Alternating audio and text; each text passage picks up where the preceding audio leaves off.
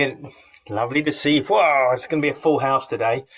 So we've got people from Sydney, Japan, I see. Morning, Julie, from Bordeaux, Hamburg. We've got some familiar faces and some new faces. It's wonderful. So welcome. If it's your first Feel the Pulse, delighted to welcome you here. Yeah, fantastic. A few people with new jobs. Invite you to turn your camera on so you can actually you can turn your camera off later when we start, but it's nice to welcome you all so we can all see each other. Invite you also to click on the three little dots on the top right hand of your picture and put your name in and where you're from. It's always nice for everyone to see where we're all from.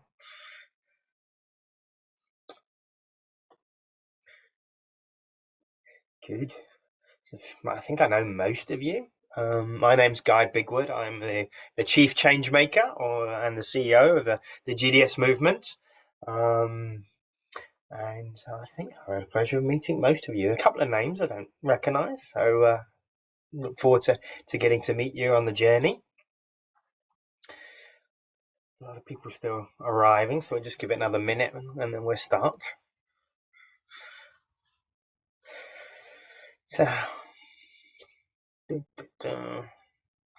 So interesting time of the year, isn't it? So some of us are going into winter and it's getting dark, and some of you in the southern hemisphere it's getting light and sunny. So Inga, yeah, it's fantastic. What's the weather like in Sydney? Come on, make us sick.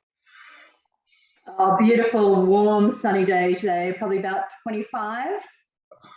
Definitely could have gone for a swim. Fantastic. Who else do we have in the southern hemisphere? Melissa, what's the weather like in the south in Cape Town today? It's cooking. 30 degrees in the shade, high speed wind, and the ground is just going. But yeah, hot. And what about in the north? Yeah, up in Oslo. Kristin, what's it like up in Oslo today? It's about 7-8 degrees, nice. You could go for swim here and we have lovely saunas that you can use before you jump into the 4-degree water. Fantastic. Brilliant. Well, let's get the show on the road. Kalisa, could you do me the favor and share the screen for me, please? Sure.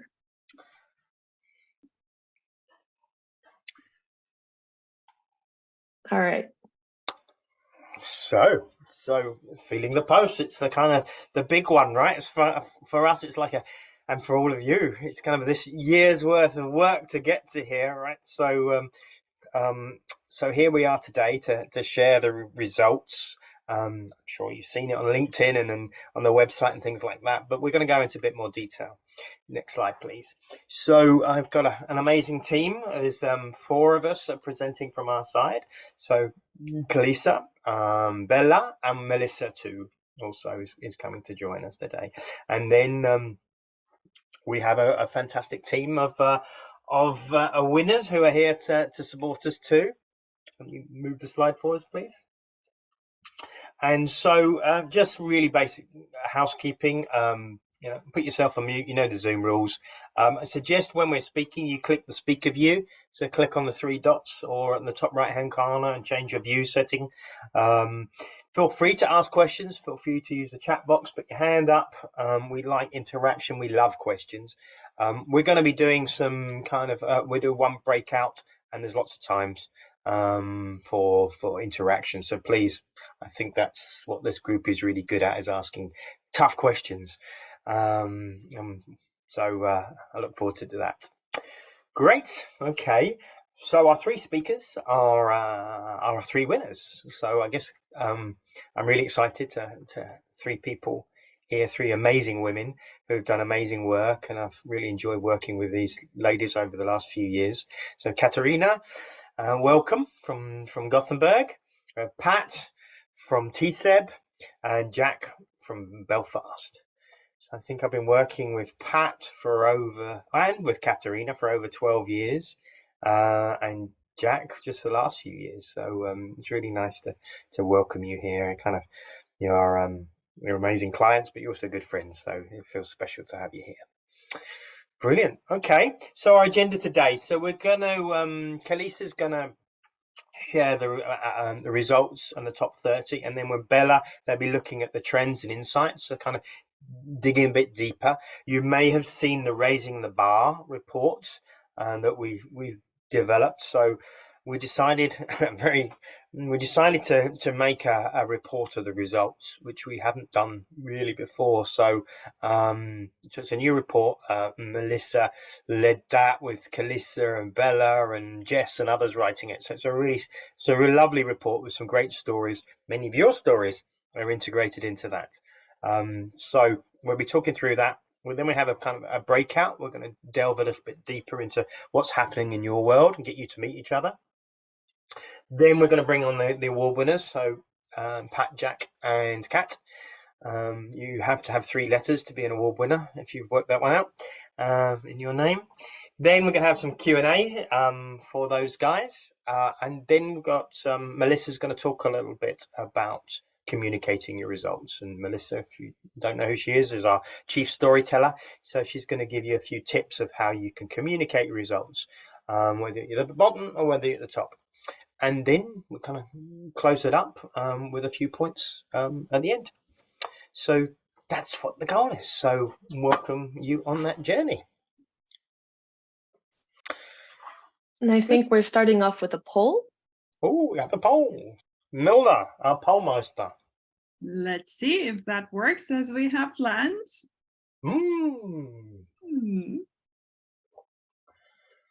So we invite you to help us understand where you're at. So has your organization activities on sustainability changed this year? Question 1. And then question 2 is, how do you see things next year?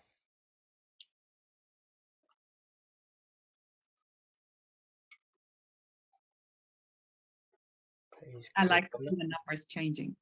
Yeah, it's dynamic. They can't see that, can they, yet? So No, but I can, and Yeah. that's fine. Half of you have voted. Please click clicking.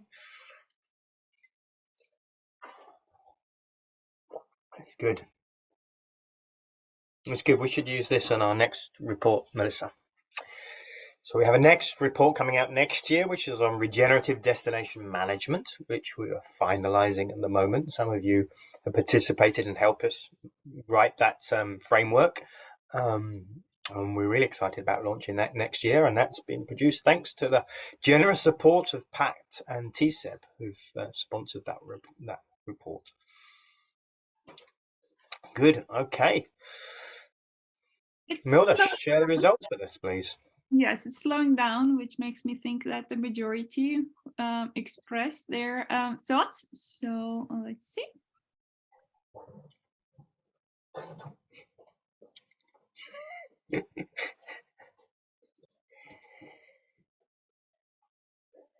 Do you see the results? Good. Okay. So I think 4% of you said less than before.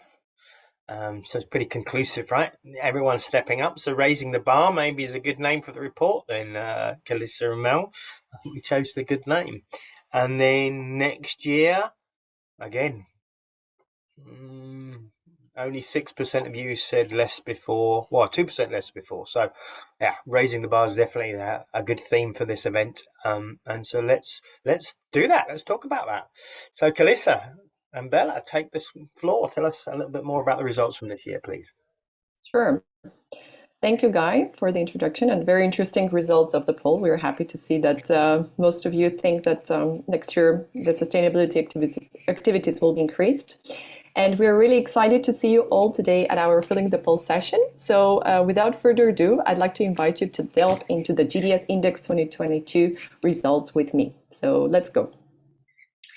The 2022 GDS-Index results show steep growth in improvement across almost all metrics.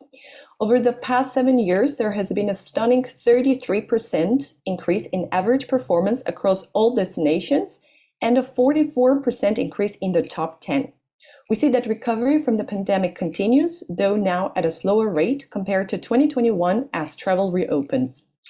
What we can observe from this year's data is that GDS Index participants are continuously raising the bar to become regional, national, and international leaders. This once again proves that GDS Index is not just a benchmarking tool, but moreover a performance improvement program. Okay, let's go to our top winners. First of all, let me remind you that unlike the previous years, this year we have published top 30 in 2022 based on the survey results, which we have conducted among our participating destinations. Also, let me note that the cities that are marked with asterisks are the capital cities of the countries. While in 2021, overall performance showed that Nordic leadership was waning as destinations from France, Ireland, Belgium, and Australia entered the top 20. This year, however, we see that Nordics have made a huge performance comeback, but let's get to that in a minute. As you can see, the competition is becoming more fierce in the leading positions of the benchmarking, which is why we had to use the double decimals. Once again, the top performer is Gothenburg with a total score of 92.98%. This is a remarkable 6th year for Gothenburg as the #1 ranking destination in the GDS Index. Leaping into the top 10 this year were Stockholm, Oslo, and Bergen, the latter for the first time, and straight into the 2nd place. The Nordic destinations have made a huge performance comeback with 12 destinations in the top 30, 7 of which dominate the top 10, including the first 4 positions. The Nordic destinations came from Denmark, Sweden, and Norway. One of the surprises of the year came from Asia-Pacific destinations, where the usual top performers from Australia have been overtaken by their Korean and Thai neighbors, Goyang and Bangkok. Let us note that Goyang is the first Korean destination to enter top 20, while Bangkok, our most improved award winner, is at 28th rank.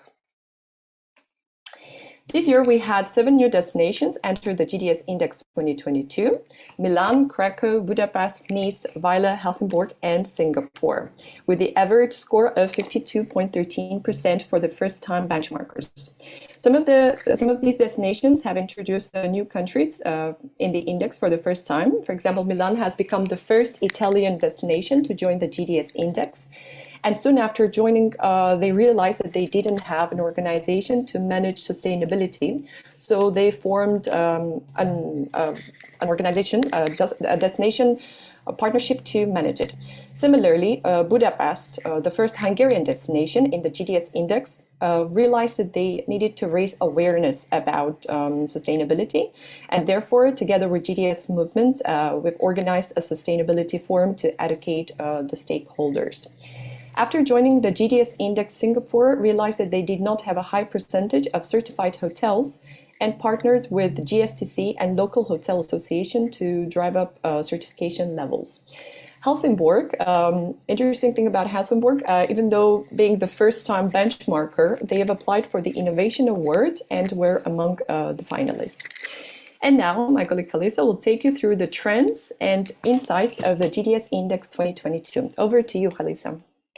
All right, great stuff, Bella. Okay, let's dive into the granular details of this year's performance. So starting with integrative strategies, we're really happy to report that 80% of our destinations have a sustainable tourism strategy. This is up from nearly half just 2 years ago, 2 or 3 years ago, actually. And we're seeing that strategy development continues to become more collaborative. 43% of destinations have consulted with visitors, clients, industry, government, and community stakeholders to co-create their strategy. And so this is up about 10% compared to last year and more than double compared to 2 years ago, which is really, really a positive sign. And we're seeing that citizen and stakeholder engagement are also continuing to improve, with almost half of participating destinations collaborating with the public in decision-making and development of ideas and solutions. However, our data also shows that 17% of destinations admitted that they do not inform, consult, or collaborate with the public at all, unfortunately, and that needs to improve. And when it comes to equity, diversity, and inclusion, we saw that a third of participating destinations do not have any DEI strategy, training, or tools in place. But we're seeing that this is beginning to change. And so we have DMOs such as Destination DC and Visit Flanders who are demonstrating leadership in this area, and they're making great strides to educate and support the industry to change. And you can read more about which destinations are leading in EDI and integrative strategy in the report. A key role of the DMO is to engage and catalyze the supply chain to action. And so this includes encouraging suppliers to obtain third-party certification for the sustainable management of their operations. And so when asked what percentage of the destination's hotels, venues, agencies, and airports hold an active third-party certification for the sustainable management of their operations, including the DMOs themselves, the answers have fluctuated over the years. We saw that certification rates of hotels and airports have unfortunately gone down a little bit, but the percentage has held fairly steady for agencies, and that there's overall growth in certification levels for venues and DMOs, which is very heartening. Third-party certifications can be very costly and difficult to obtain, and even more difficult to retain once achieved, but they are an important aspect of transparency and accountability for stakeholders involved. And now moving to circular economy, we're seeing that circularity within the GDS index examines whether there are destination-wide initiatives targeting hotels and restaurants to reduce food waste, eliminate single-use products, encourage composting. And this year we asked whether the DMO is promoting these circular activities to their hotels and restaurants. And so we see that happily, more than half of destinations are promoting these initiatives to hotels and to restaurants, though slightly less to restaurants, and that the circularity initiatives are steadily increasing. This is another sign that destinations are continuously raising the bar, because if you look at these two graphs, year on year, the initiatives are increasing, and happily, the percentage of destinations who are doing none of these things is also going down year on year, even though the number of destinations changes and even though the participants change, the trends continue to go in a positive way. Having said that, though, this is one of the challenging parts of the criteria that we see most destinations struggle with, is the measuring and monitoring for the economic, social, and environmental impact of tourism and events. We see that about half of our destinations that participated do have a system in place to measure and monitor the impact and performance of tourism, but only a quarter of DMOs have a system to measure the same for events. And we know that measurement is crucial in order for the DMOs to make informed decisions on these kind of impacts.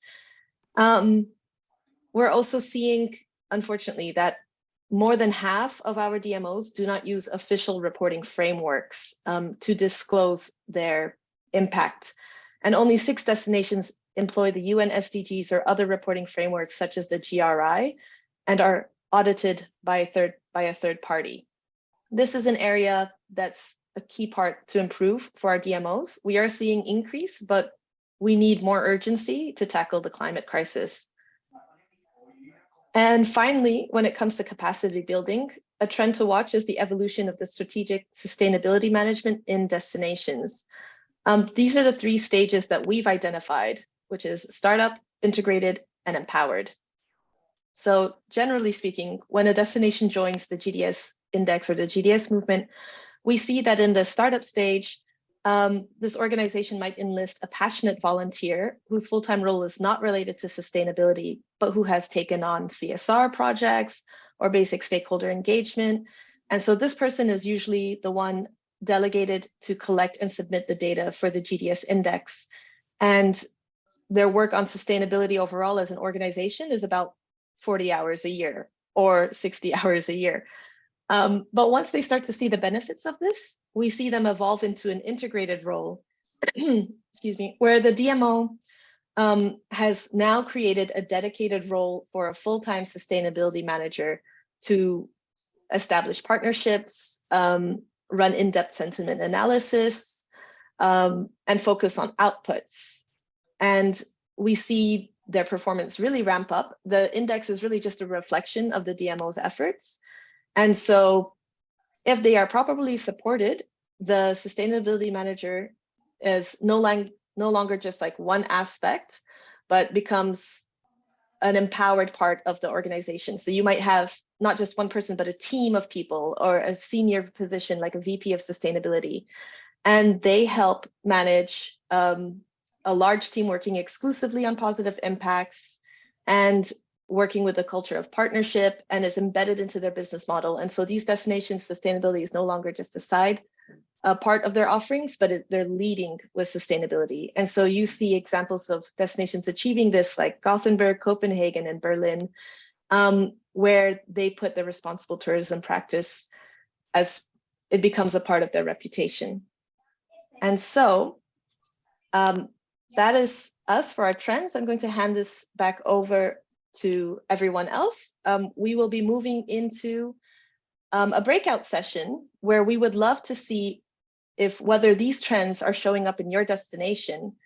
We'd love for you to share your initiatives and experiences on working on sustainability in the last year. And if you haven't, then you can ask the other people in your breakout room how it's going for them. So Milda, if you could send us into the breakout rooms. Just in a minute, I will do that. We'll see you back in 15 minutes. And also you have the questions posted on the chat in case you need a reminder. And at any point, if you have any follow-up questions, you can always get back to the main lobby. We'll see you back in 15.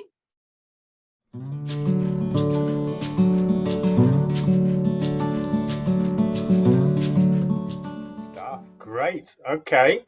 Shall we move on? So welcome back. I hope you had a chance to meet some old acquaintances and perhaps make some new acquaintances. One of the key things for us is building this movement, right? That's hence why we changed the name all those years back, of people like you, the sustainability champions, the managers, the directors, just the passionate people that are working on this. So I think it's really important that we create that community and we work together to be a movement for change. And so that kind of makes us and allows us to move forward to the next elements. And that's to start to look at the award winners in a bit more detail. And so if you remember, we have 3 awards. And so the first one is the most improved award winner. So this is the destination that has simply just had the biggest jump in score from one year to another. And I'm delighted to invite a good friend to the stage. So Pat, please come and join us. So Pat, I'm really fascinated to hear a little bit of your story and how you jumped performance this year and how you've come to get the award. So maybe you can tell us a little bit about that journey and what's been happening in Bangkok. Okay, thank you, Guy, and hello everyone. I'm Pat from Thailand Convention and Exhibition Bureau. Let me share a little bit about. Just quickly share that, as you can see, the name of my organization is TCEB, Thailand Convention and Exhibition Bureau. It means that we look after not only one city, but 77 cities across the country. But the city that put in the rank is Bangkok. And as you may know, the result that we surprisingly, we surprised ourselves too. We jumped and we got the award. So one thing that I can quickly share with you guys is that one first thing that I've learned from being in the rank for a few years is that, in different cities, we can have different models of collaboration. Each city has its own characteristic, its own conditions and culture. Maybe cities in Scandinavian and in European countries and cities in Asia is different. So here's the model that we have put in trial for the past year. and the result came out quite good, that we can jump our score really quick. As you can see that, you know, before that, to be honest, TCEB is, you know, it's almost the only one organization that collect all the data and put it in the system. And we struggled in the past, we struggled to reach in some information, some data. And also we don't have that many manpower. So there were only 2 of us. So now we came up with this model last year that we will have to appoint one of our partners to help us gathering the data. In Thailand, we have a project called MICE Academic Cluster, which we create academic, you know, groups of universities all over the country to, you know, make academic cluster focusing on MICE education. And these people are professors in universities, you know, they love numbers, they love doing research, collecting data, and so on. They become our arms and legs in different regions in the country. So we try using this model that we appoint one of our MICE academic cluster to help us gathering and getting information from different partners, different stakeholders, such as the city, the other government authorities, the MICE associations. You know, we have MICE associations like hotels associations, convention and incentive associations, events associations in Thailand. So these people have all the information and data about, for example, the certificates that each hotels have, or sort of thing like that. So they have that information, and we work closely with them. They are very, very important groups of people who can help us work together to reach out to the MICE operators. You know, because we are government, we need, you know, someone who can really help us reach to the bottom of, you know, the operators. We also work with the certified bodies in Thailand, because they have information of those third-party certification, who certify what. Other NGOs, we have many other projects working with different NGOs, but we've never gathered all the information from them.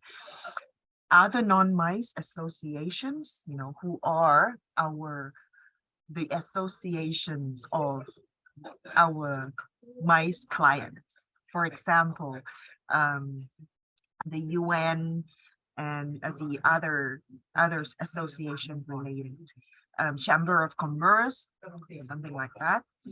And we also work with MICE Research Center, which we have approximately 5 research centers around Thailand in 5 regions, and most of them are, again, universities, and many other people nationally, internationally, to improve our work, our collaboration.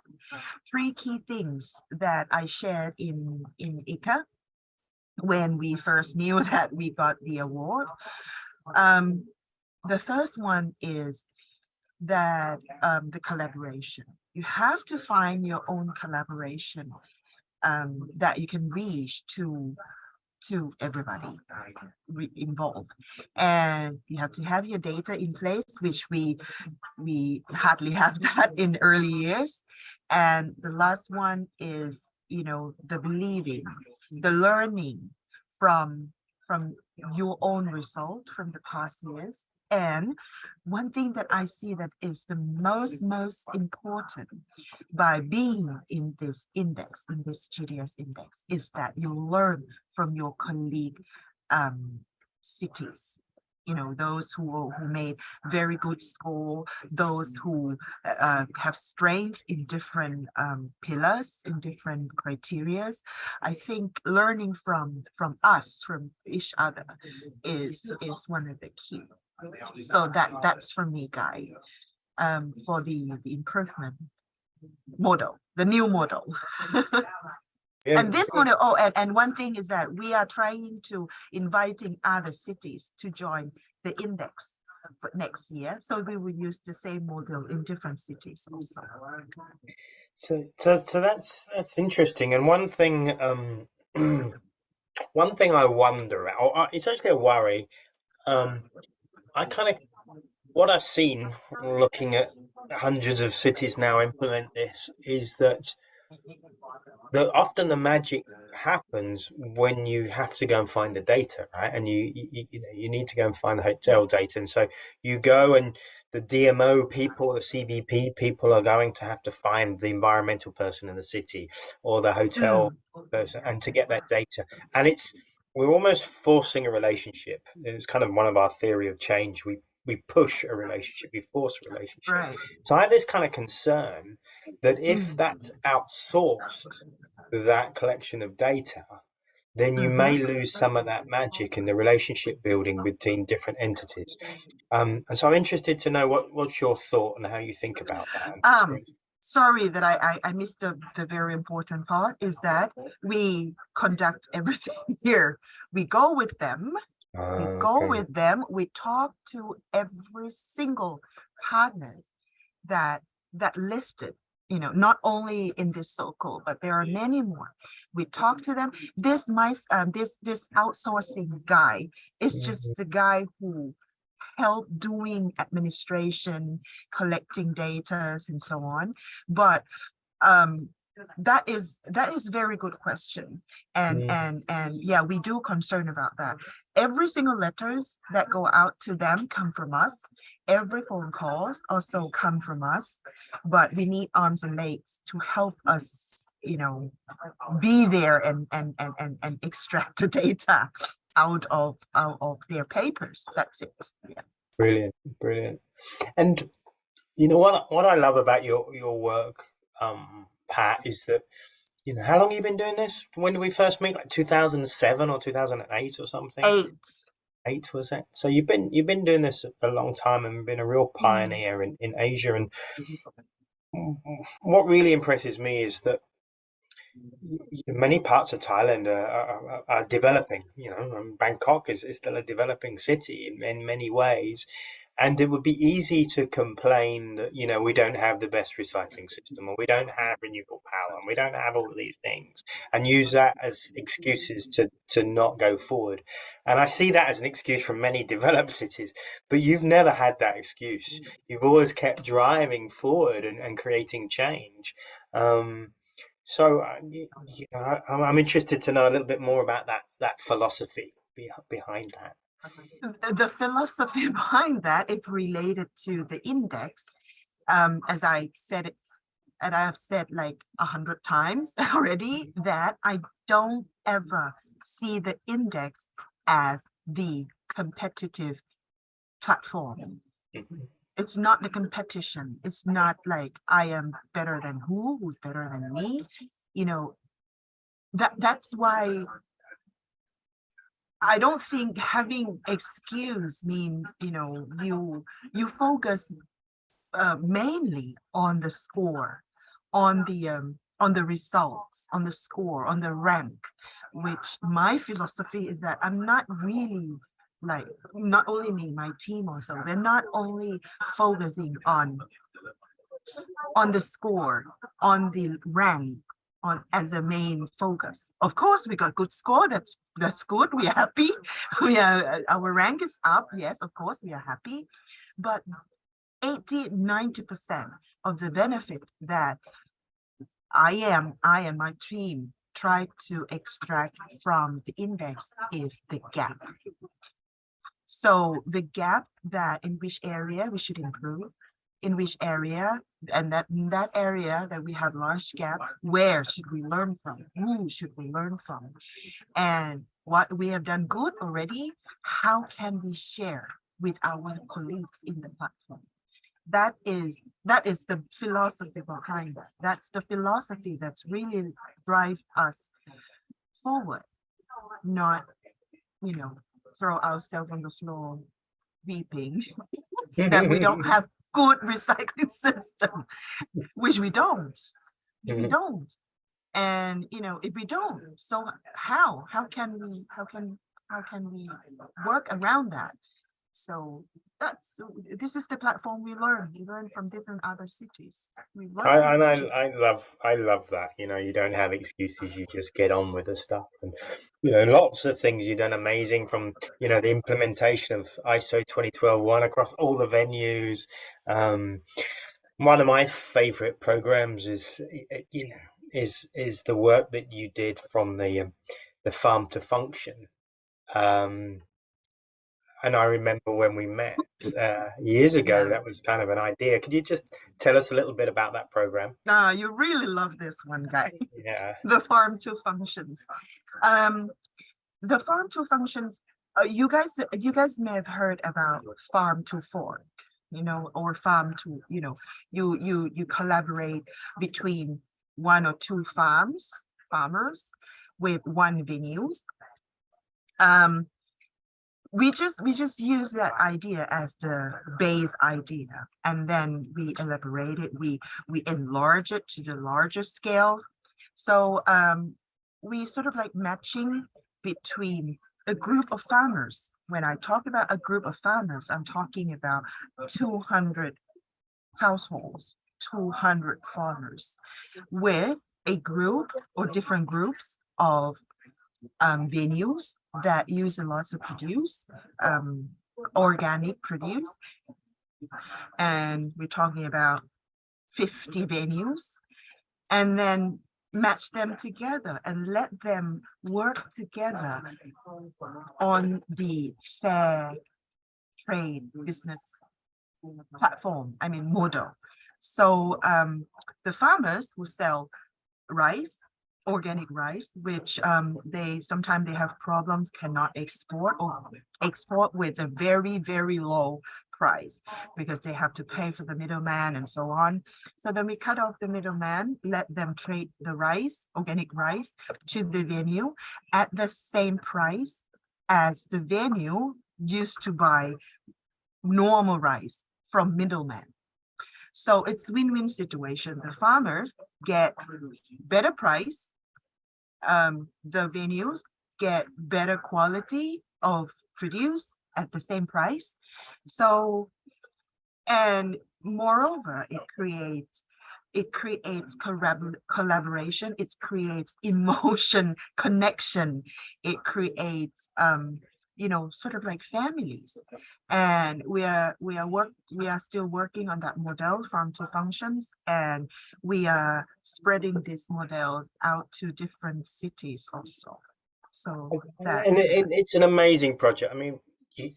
With your help, we're launching this white paper on regeneration, and this is one of the best examples I know of regenerative thinking, because with your support, we've helping these families become more sufficient, and we're helping their health because we're getting the chemicals out of the farmers' fields. We're giving them a better future. Or you guys are planting, lost varieties of plants. I remember when you took me to that amazing dinner a few months ago, and there was all these new vegetables I'd never ever seen, and you're allowing this hidden, forgotten stuff to be replanted on, and it's transforming. And you've got big plans. You want to take this to whole next level, right? And this new marketplace with different cities, if I remember correctly. And plus, everything that you have said, it used zero budget. No budget investor.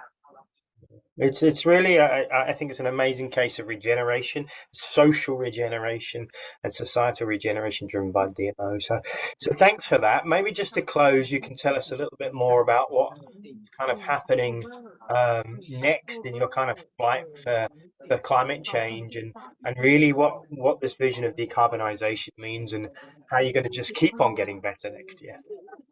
So in the breakout room, we were just talking about this decarbonization or carbon neutrality in our industry, which we have been, TCEB, we've been working on this carbon footprint calculation thing, carbon neutrality for almost 10 years already, since 2013. But to be honest, it doesn't go anywhere. It doesn't go anywhere because it was too difficult, it was too academic, it was too scientist, it was you know, everybody's not ready. But in the past couple of years, all of you may have known that you know, this carbon footprints from knocking our doors already. It's about to burn our house already. So we cannot ignore it anymore. It's the matter of how can we action fast. So we've just discussed in the breakout room that everybody's talking about neutrality, talking about carbon footprint in our industry, but nobody really knows what to do first and what should be focused and how can we get results fast enough to help slow down this global warming. So TCEB Thailand is really now focusing on this carbon footprint. We have the project named Decarbonize, and we come up with the framework. I don't think that I have time to go through the whole framework. If you're interested, you can email me, we can share later on. But we came up with this framework, and then we are going in a system, you know, that everybody, every part of the organization, of the industry get involved. We have the calculators already. We are revising it to make it easier. And we're still focusing not only for the on the offsetting, carbon footprint offsetting. I think many of us forget about avoiding it. We should do everything in our power first to avoid and reduce carbon footprint in our event first, and then you offset the unavoidable. But it seems that we talk less about avoiding our carbon footprint. That is sad. So yeah, so that's it. That's what we plan, guys. We go to move forward. Yeah, brilliant. Love that. And then you're doing some great stuff there. I'm now the floor for any questions. Actually, does anyone have a question? Please, you know, come off your mic and ask it, or you can put your hand up, whatever you prefer, or you can put it in the chat. Yeah, anyone got any questions?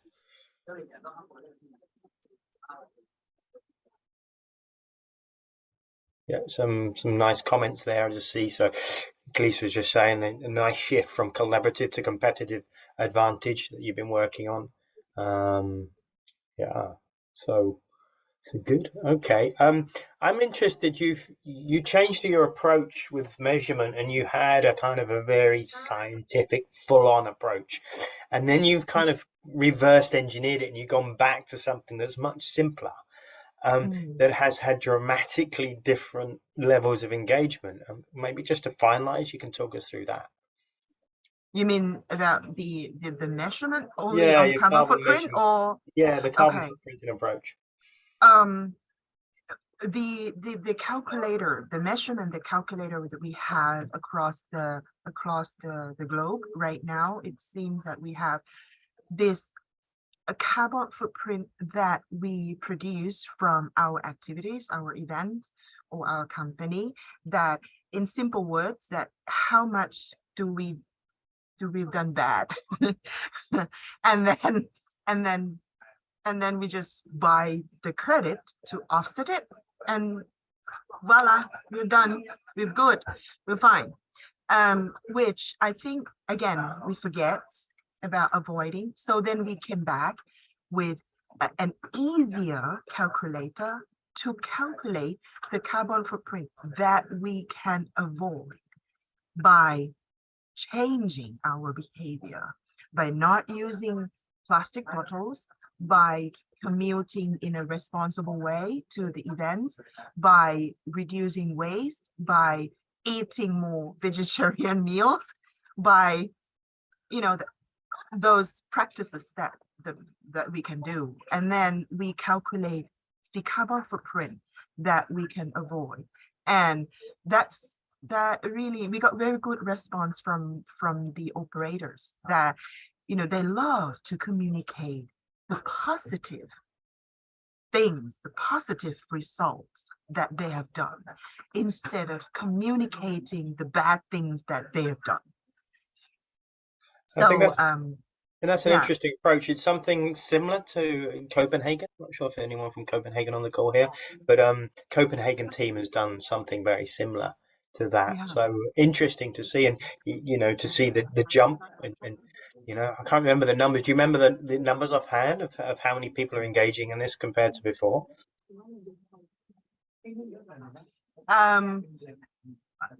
The past calculator, we have done it for 8-9 years. We've got about 20 something events involved for the past 9 years. Not the highest level of engagement. Oh my God, 9 years, 20, I think 26 or 20 something events involved that offset their carbon. But in the past 9 months, we launched it in this new calculator and new communication, the positive one.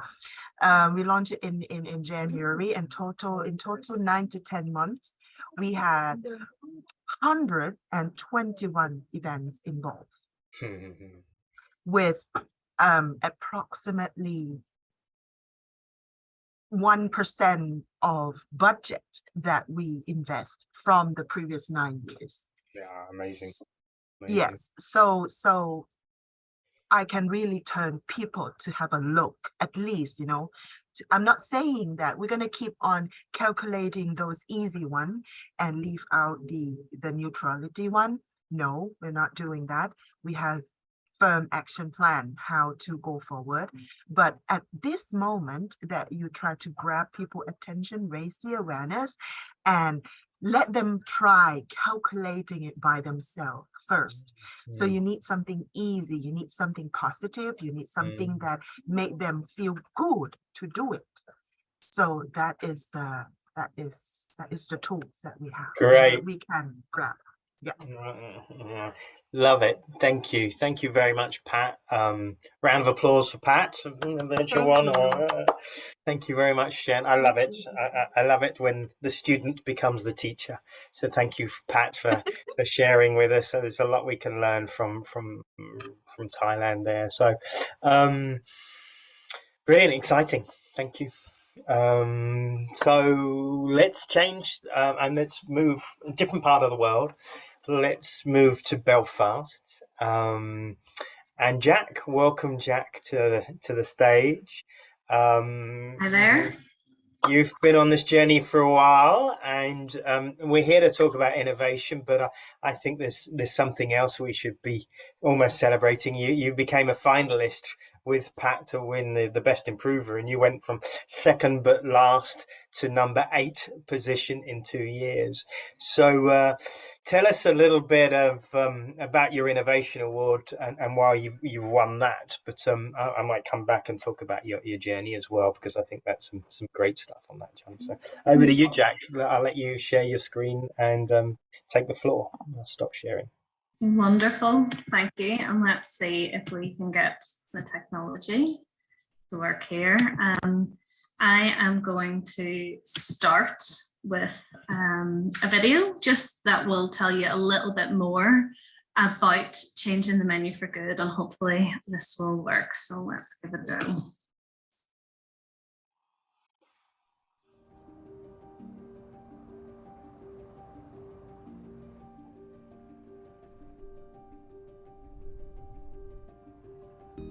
Today we are at the People's Kitchen Belfast. It's been operating for around about 2 years.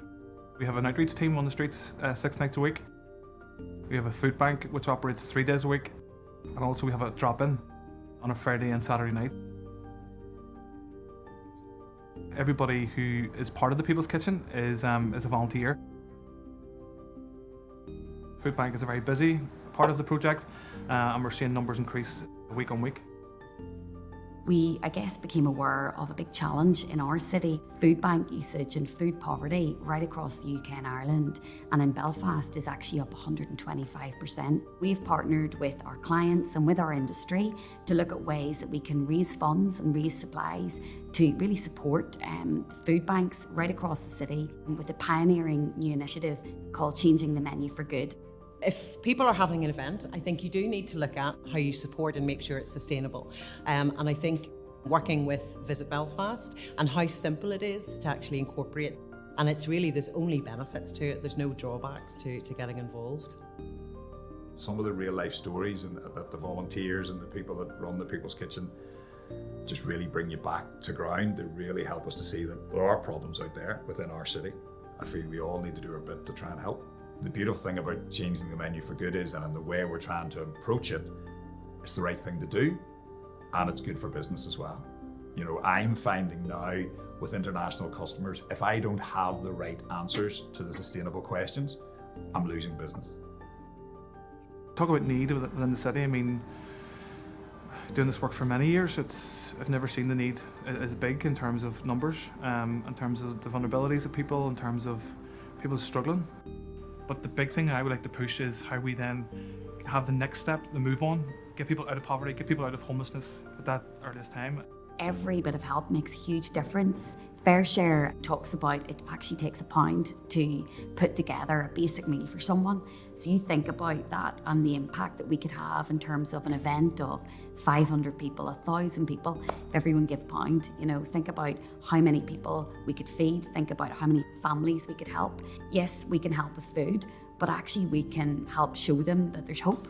We can show them that people do care and that there's a real kindness to our city, and that actually mentally is even more valuable and more powerful.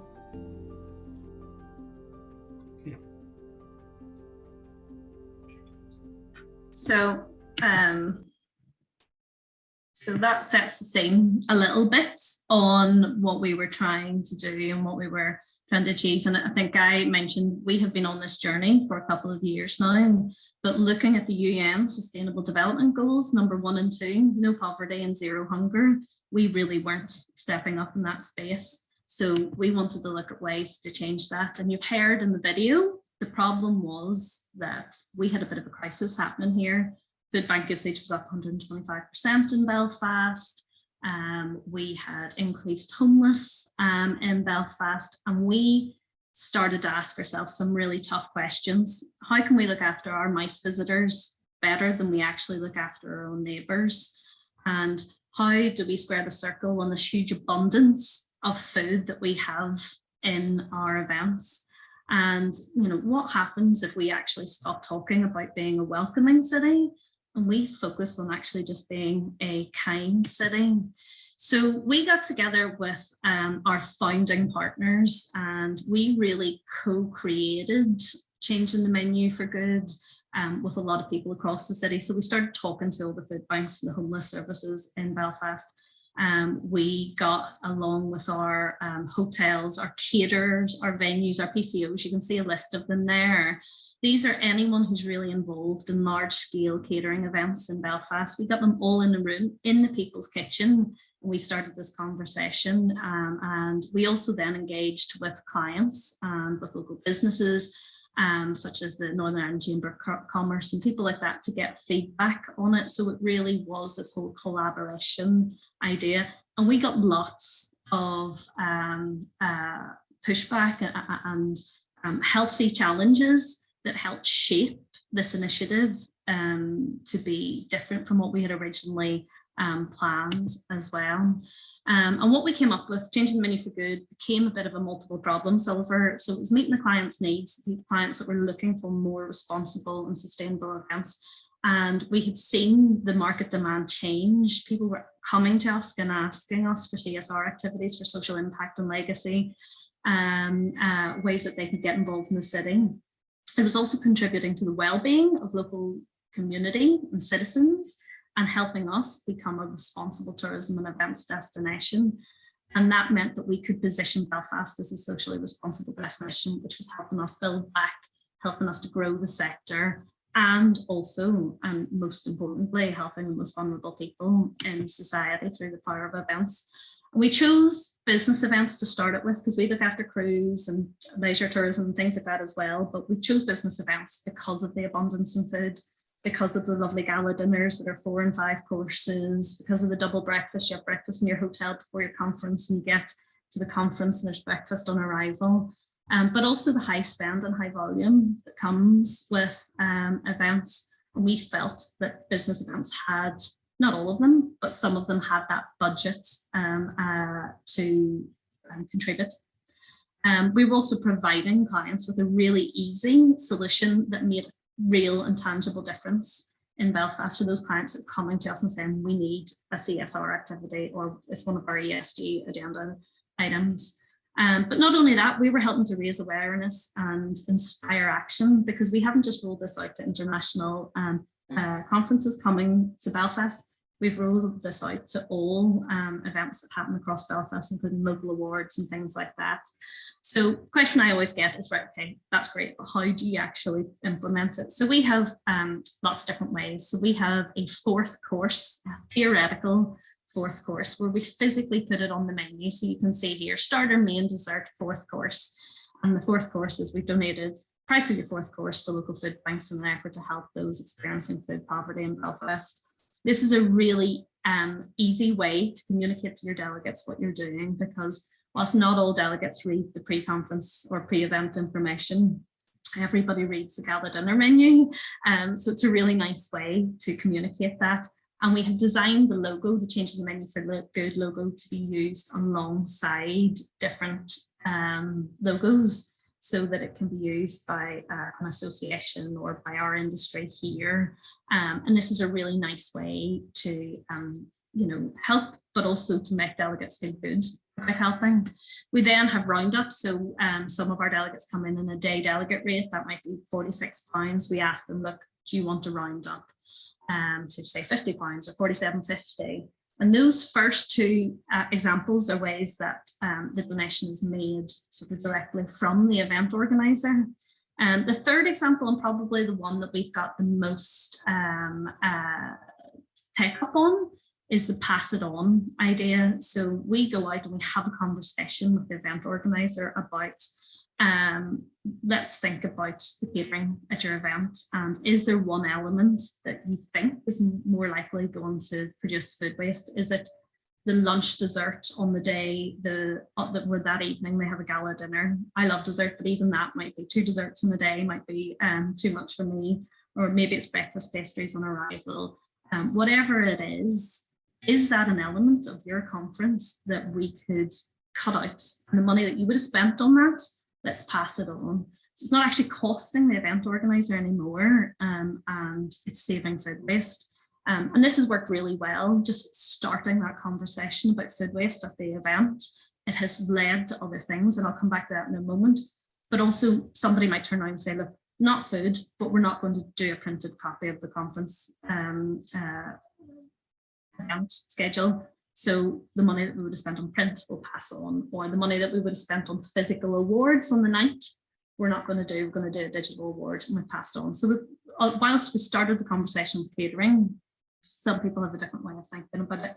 And then the final option is a donate option, which is maybe for the delegates to do. So then a QR code on a menu, it might be we've had an event recently that came in, and every single delegate brought 1 tin and 1 toy for the Christmas appeal at the People's Kitchen. So that's the donate option. And just to finish off, I'm going to talk about the impact we've had. So we've only launched this 10 weeks. In 10 weeks, we've had £8,500 pledged. We've had 48 volunteer hours pledged. We have delivered already £3,750 of monetary donations. We've delivered 150 tins and toys. I already mentioned that. We've also increased the food that has been donated, because by getting all of our caterers and events and PCOs in a room with the People's Kitchen, they now have those contacts. So when there is surplus left over, it can be used. They can pick up the phone and say, I have a whole lot of stew here. Could you use that in outreach tonight? So they now have those contacts. 8 volunteer hours have already been delivered. And the other wonderful thing that I haven't quite figured out how we're going to measure yet is that it's created a whole load of new introductions. So we have caterers doing introductions with the People's Kitchen and their fruit and veg supplier and things like that. The other lovely benefit is talking about food waste. So in the last 10 weeks, we've had 5 different events commit to, right, we're not going to serve fruit cups or pre-cut up fruit kebabs at our events. Instead, we're going to serve whole skin-on fruits as our breakfast item or whatever it might be. And the reason for that is that fruit cups or fruit kebabs are very hard to donate when there's leftovers because they don't last very long because they've been pre-cut up. So by committing to whole fruit, that's really easy to donate, and it's an item that's really sought after by the food banks, that sort of fresh fruit. So we've found that not just are we raising money, but it's raising awareness and getting people to think about how they change their menu so that even if there is leftovers, it's easier to donate. So that's me, a little bit about it. Any questions or thoughts there? So please feel free to ask some questions. And remind you that this award is the only award out of the 3 that is judged on by an independent panel of judges, and those judges come from IMEX, City DNA, ICA, MCI, and I'm missing one. James Lancaster is one of the judges, and someone else. So it's and one of the reasons, what the criteria for this award is based on: does it create local impact? Is it scalable, and is it replicable? And so this is a key thing, right? So Jack, so this is open source, right? Others can take this on. Yeah. So stage 1, as I said, we've only launched 10 weeks ago, was getting it launched and rolled out in Belfast. But stage 2 is definitely figuring out how we can, go bigger and beyond Belfast here. But right now I have logos that people can use, changing the menu for good, served by Visit Belfast, served by whoever it might be. We would love this to be replicated because certainly in the UK, and I can't speak outside of the UK and Ireland, but the cost of living crisis is creating issues in our communities. And if there's a way that's using the power of events, we can help, we would love that. I love that. And, it actually really touched me. And I've heard, we've been working on this for a while, but the shift from good to kind is, that really kind of struck a note in me. Anna, we were talking about this yesterday or a couple of days ago, weren't we? So thank you. I just wondered, it sounds like such an amazing initiative and lots that we could sort of learn and might be able to use in Glasgow. I just wondered, from the start, when you started the project, how long has it taken you to get from that point to when you launched 10 weeks ago? And you've indicated that there were some challenges and pushback. Were there times that you felt that it might not work, or? Yes. Well, we went really quickly. So we first actually went up to People's Kitchen in June just to figure out how we could get that surplus, usable, good quality food from an event to the People's Kitchen. And that's where we discovered that the problem wasn't, that wasn't really going to solve the problem. If you're a family, a mum or a dad looking to serve something to your kids for breakfast, you want, or lunch or dinner, you want ingredients to make a healthy meal. You don't want leftover breakfast pastries. That's not necessarily solving the problem. So we first had that conversation in June. We launched, we sort of engaged with our industry in July. We did the sort of due diligence work behind it in the beginning of August, and we launched at the end of August. So it was quick, Anna, but we wanted to be, because the crisis was really scaling up in Belfast and we had to respond quickly. It's amazing that you've been able to turn it around in such a short time. So more power to you. Well done. Thank you. So thank you, Anna, and thank you, Jack. I think what I love, kind of one of the many things I love about this is that earlier this year we were looking at your strategy and looking at your GDS index performance and where you were, which was, you know, down the list. And, you know, one of the observations is that you needed to kind of focus on how you create more societal impact and how we use meetings and events to do that. And so we did a theory of change exercise with your whole team, with the whole office. And we did all these kind of, you know, how do we make people feel, learn and do stuff different? And out of that exercise came this. So I'm in awe. So well done, Jack. You and the team deserve the award. So well done. So a round of applause for Jack. Thank you. And thank you, Guy, as well, for all your help in shaping it too. An important part as well. Thank you. So from one kind city to another kind city.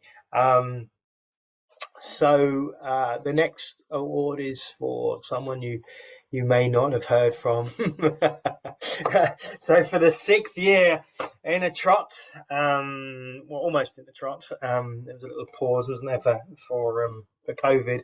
But Katarina, congratulations for once again being our top city in the index. It's amazing to see the work that you've been doing over the years, and I wondered if you could tell us a little bit of, you know, how you keep at the top. What keeps you going forward? How do you keep getting better? Because it's not only that you stayed at the top, but you're getting better and you're making it hard for number 2s and number 3s and 4s and 5s to catch up with you. So, Katarina, over to you. Yeah, thank you. Thank you so much. And first of all, I must say that it's so inspiring to listen both to Pat and to Jack. Pat's positive struggle through the years and this smart and beautiful and tasteful innovation from Belfast, because this is, isn't it? This is what it's all about, the movement. The beauty of the movement is all these inspiring examples and best practices and innovations, and yeah, it's really nice to hear, because it is so much bigger than just one destination. If we are to solve the challenges that we have in front of us, and when it comes to our destination, we are again really proud but humble, because we know that all destinations have their challenges. We are a city up north, and you must also remember that we worked on this for quite a long time. So time has been on our side, as well as really engaged people, because you have to be patient when you work with these issues, and you lose faith from time to time. and then it's really good to have people around you that are engaged and dedicated as well, because that helps you to sort of get up from that black hole you sort of stumbled into and up again, and you can help someone else stumbling into that hole, because that happens. I think that some can agree on that. So I would say that some of our takeaways is time, actually. And when we started, you were there, Guy. We got to know each other more than 10 years ago, I think. And you helped us out with doing this really thorough research, because we saw the trends coming. We saw that in RFPs, there were from a low level, but you could see that associations were asking more and more for sustainable suppliers and what do the destination do and stuff like that. So we did some really thorough research, both internally on the destination, but also looking out in the world. And it's not only since a couple of years ago I realized that this data-based decision was so important, that we really took an informed decision on the common vision. So I think that is really one of the important things. And to have a common vision together with your stakeholders, that this is what we want to achieve. We set a bold goal or vision to become one of the global leaders on sustainable meetings and events. and we gathered the stakeholders, and they bought in on this vision. And that was stakeholders from the private industry as well as from the city, both politicians and city officials, civil servants around the table, and all agreed on this vision. And I must say also that agreeing on that showed that we had brave leaders around the table, because one thing was to sort of agree on the vision, but we didn't actually know exactly how to achieve it. And also we had to sort of put down competition. So again, collaborative advantage was a winner. Actually the hotels, for example, and the restaurants, they collaborated and cooperated around educational activities, for example. So I think those three are the ones that we started out with a common vision and the collaboration and having brave leaders daring to sort of challenge each other.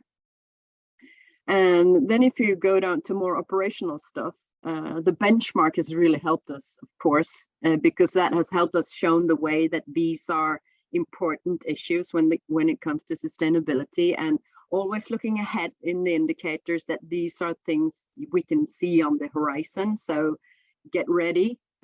So the benchmark has been really important. Also, sometimes from time to time, you can't always sort of convince people through arguments. Then you say, well, it says in the benchmark that we have to do this. So sometimes you can use it as a tool as well to sort of push the limits and move forward. And then connected to this is that you actually have to show actions, of course. If we, our DMO is owned by the city, but also under our roof, we have one department that focuses on public events in mainly culture and sports, but we also have a convention bureau. And from time to time, being able to host, to plan and organize events, meeting and events, it helps us to actually test things, and we can sort of show concrete actions on how to do things in real life, not only in theory, but actually show how to do it. So the actions, of course, have been really important, and also to show things, not only tell things. For example, when we have site visits or journalists visiting our city, we are really strict on using public transport, using sustainable suppliers, and showcasing the top-notch suppliers on our destination, so they sort of get the limelight and also the business in the long run. So the benchmark and actually showing action has been an important thing. And the integrated approach, as always, when you start, it starts on the side, but through the years, since we have been working on these issues so long, we have more and more been able to work it into the day-to-day business, into the business plans, into strategic documents. So I would say that the integrated approach also, we want to make it norm, not something that happens on the side or is something extra, but this is how we roll. This is how we do it in our destination and in Gothenburg. And again, the long-term commitment, I was on it in the beginning, that has been really important. It's not a trend, this is the way we work. So also the dedicated people, no matter if it's in the C-suite or your colleagues that you have beside you when you come to your office, and also those in the city and in the industry. You need those dedicated, engaged people that helps you and inspires you and want to move the positions, want to challenge. So I would say it is many takeaways, but through the years you see them, that you need them, and those have been our key success factors, I dare say. So Gothenburg is not a static destination. You're one of the destinations that's had some major growth. I remember when we started working together, I kind of thought, who would go to Gothenburg for a large conference? And now you're winning some of the most important congresses and conferences in Europe. So you've got this dynamic growth, you know, a doubling and tripling of kind of what you're trying to do.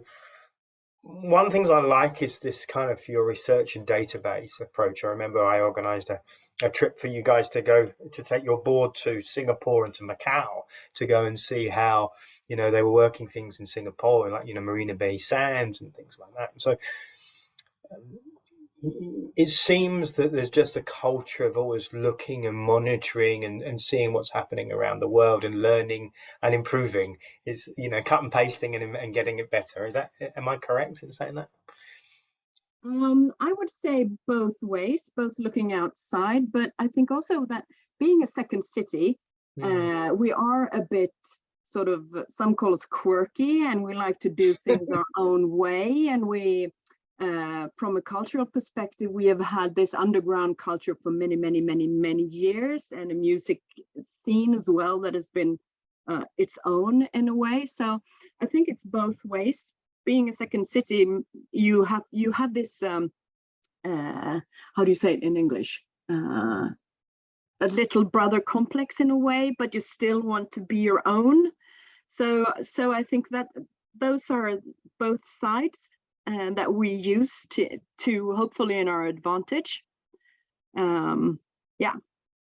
And obviously you need a little bit of elf power looking at your picture shows. This is actually our singing Christmas tree. Yeah, isn't it? That we have in the city each year. I'm not sure. It looks like is Inga from our team there in the bottom of the corner there. You never know. You never know. So, you kind of. I would also like to add something, Guy, on that one, and that is looking at other industries and get inspired by other industries. We have a really strong, for example, the harbor, the Gothenburg harbor. They are really in avant-garde and in the front line when it comes to climate action in their industry. We have the amusement park, which is also really top-notch in their industry. So this also sparks the internal competition in a way, which is really good for us as well. Don't you love it when the phone goes off and you can't turn it off? So excuse that, everyone. So one of the things that you've kind of we've been working on recently, and it's a bit like what we just said with Jack, is making this shift towards impact and how we have an impact methodology that leaves a legacy. So you guys, you've done a great job in bringing together all of Sweden to come and participate in an impact training course that we've been working on the last month or two. I'd like you to explain a little bit kind of your next steps and where you're going with, and your kind of your thoughts to legacy now, and how this is going to, you know, take you to the next level, raise the bar as the theme is today. Well, actually, we have worked with, had a strategic approach to legacy and impact for many years. For example, when we, both on the event side and the meeting side, when we can go as long way back as 2012, when we had the European Indoor Championship in athletics in 2012, where we had the sort of mantra that all our events are more than an event, that we want to do something more with the event than just the only event. So for that indoor thing, we had, for example, two things that we wanted to achieve. It was to inspire a healthy lifestyle to 15 years old or 14, 15 years old. And also we wanted to inject some sustainability thinking into the European Athletics Association. So we have worked with these issues for quite a while, but then a couple of years ago, it might have been when this came into the benchmark, you never know, that we actually did something about this that we had on our list to sort of set up a systematic structure. Even though we have worked with this through years in the meetings and events, we needed a common language in-house, since we had or have an events department and also a convention bureau. So we set up this three-part framework that is supposed to cater for the different levels of ambition, because we know that those associations, they don't always have the capabilities or the knowledge to go through a full impact or legacy program. So we want to sort of still cater for all the ambitions that are, even though it's just a small one, we see that it's really important to use the meetings and events for something more than just the event in itself. So we have a 3-part framework. As I said, one is a full program where we have a strategic and close collaboration with the associations, and also find other stakeholders on the destination and set up long-term goals and also activities so we can achieve them, of course. And then the second part is a toolbox, which can be used for if you don't have that long strategic vision with your association. We have concrete, some off-the-shelf activities and others that we develop together with the right holders or the association. And then, of course, we have the opportunity to also work with community support. So yeah, that is sort of the framework of our way to legacy. Yeah. Brilliant. Thank you for sharing. Can I invite the floor up to anyone who'd like to ask a question? Anyone like to ask a question? And this could be to Katarina, could be to anyone actually. While people are thinking, Kat, maybe you can just finish off. If you had to give 3 pieces of advice to a new city, and I noticed there's a few new cities that are just joining us who are going to be benchmarking next year who've never done any of this. What 3 things would you advise? See what you have, do your own sort of benchmark, see where you are, what you're already doing, because you are probably doing quite a few things already that you might not see. So that would be one thing. And then an outside eye is always good. That was one of the things that we think was really helpful. And the third, be patient. Are you patient? I'm not patient. I've learned how to be patient. Fantastic. Good. Maybe I'll ask that question to you, Jack. What's your 3 things that you would advise to someone who's starting? Because you only started a couple of years ago, so it's a bit more recent. I don't know that I've got 3, but I think the thing that I always take away from the conversations that we've had internally is you've got to start with what's within your measure of control, what you can control or what you can influence, something you always say to us, Guy. The other thing is you've just got to be comfortable with being outside your comfort zone. And I'm not a risk taker. Our director, Rachel, is much more of a risk taker. I'm very risk averse, but I think there is that level of you just have to jump in and do it, because inaction is as bad as greenwashing in a way. Like you have to just go for it. And yes, this is outside your level of comfort, and yes, you maybe don't have a sustainability lead or somebody who's got loads of experience in this, but you just have to crack on, and you have to do what was in your level of influence or your level of power, and start there. Brilliant. Thank you both of you. Anyone else? We've got a couple of minutes left. Anyone else want to ask a question or like to share anything you've been on, your challenges, your struggles? It's kind of open floor here. So I'm going to pick on someone. So we had a bit of a surprise this year. Out of nowhere almost, we have a new number 2.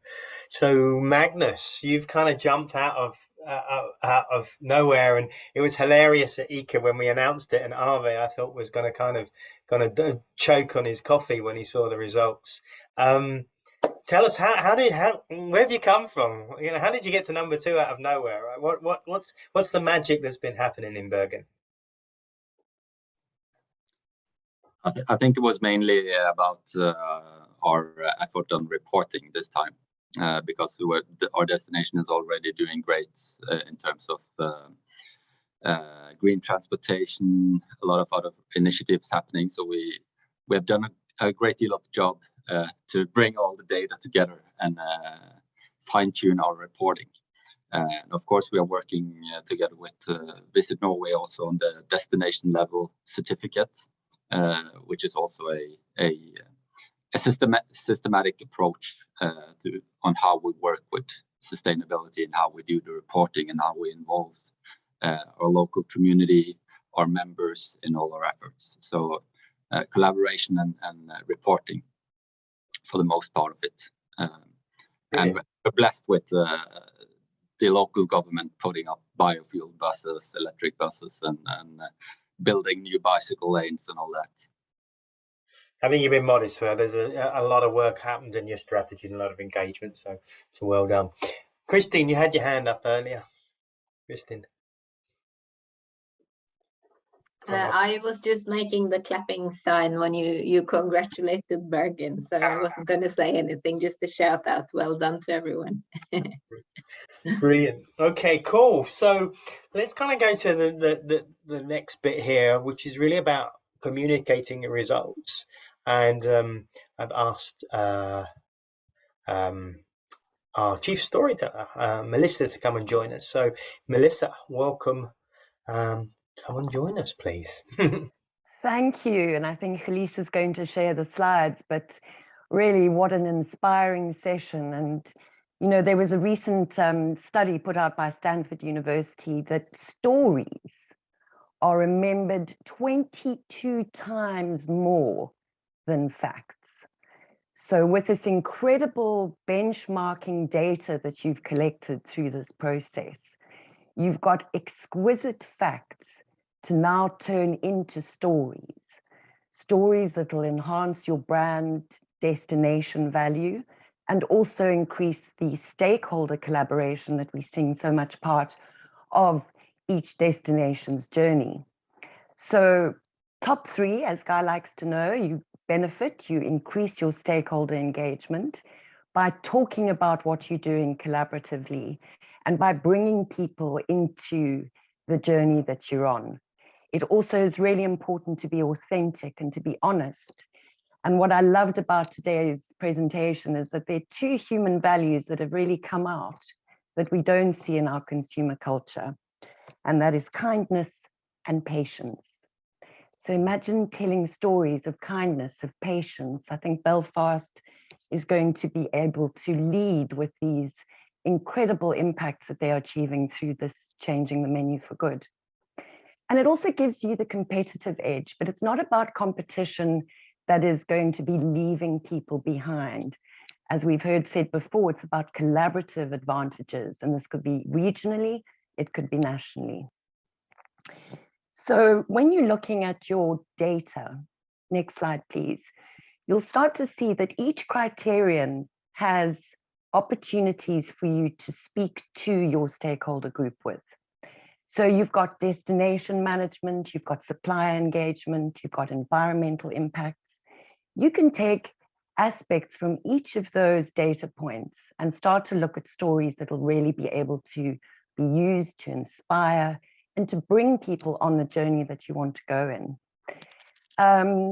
It's important to look at where you've been. We've heard a lot about context and how vital context is. So it's really great to say, because of what we've done, we've managed to improve, we've managed to lead. I was thinking what fun TCEB could have with their farm to function and introduce the new vegetables that have made it onto the scene because of this astonishing initiative that they've been taking. There's also a very important aspect because we're coming out of a time frame where sustainability was something that was relegated to corporate social investment or corporate social responsibility, and it was always an add-on. It was an add-on to business strategy. It was an add-on to comm strategies. But this is a real opportunity to bring it into your very, very DNA. And wherever possible and wherever relevant and wherever authentically honest, to bring those stories into the stories of your destination. And most of all, a great opportunity to celebrate the changes that have been made, celebrate the people involved. Also remember that stories are wonderful education tools, because we're a lot of grown-ups. We're a lot of, well, I say that in inverted commas. We're a lot of grown-ups in this business. And we're all, I mean, I think of Katarina's example of, you know, they wanted to be the best in the world. And I thought, my goodness, it's like the mountain climber who looked at the mountain over there and said, right, I'm going to climb up there. And everybody said, are you out of your mind? And they were, maybe, but let's do it. So remember, your stories can educate, they can inspire, and they can really bring people together so that they actually understand what this is all about. You know, very much in the context that I work within in South Africa, food poverty is a given. Lack of opportunities for engagement, education, even employment is a given. But when you start to unpack what regenerative business models can actually do for society as much as the environment, then people start to get it, because we all have a heart and we need to use this fabulous data. We need to use this fabulous collaboration and tell stories from the heart. I wonder if there's anything else left on my next slide. So this is what you should say. Give the context about where you started. Publicize where your big wins have been. Use that in social media. We've got a great number of social media handles that you can use to communicate your response in the GDS index. And make sure that you tell your stakeholders and your suppliers and your citizens that you're participating in the world's most trusted sustainability benchmarking index. But remember, there's some things that you don't say. You don't go out and say that, oh, we think maybe we are this. And you certainly don't go out there and say that we only tell you what we're doing once a year, because there's so much to say in between. Don't just talk dry data. Really make your data points come to life. And there are very many varied ways of doing that, through infographics, through beautiful visuals, and through a lot of technology that's available on social media, which we look into in the masterclass on storytelling. Try not use sustainability as an adjective. We want to really move into the more refreshing adjectives, what it actually means. What does regeneration actually mean? It means that 1,500 more people in Belfast went to bed with full tummies than they did the night before. It means that 2,000 more farmers in Thailand have managed to get access to direct supply chains that are ensuring they can do better. So it's about bringing human context to the data. And I don't think I have any more time for that, except to remind you that you are the best in the GDS index world, in the GDS movement.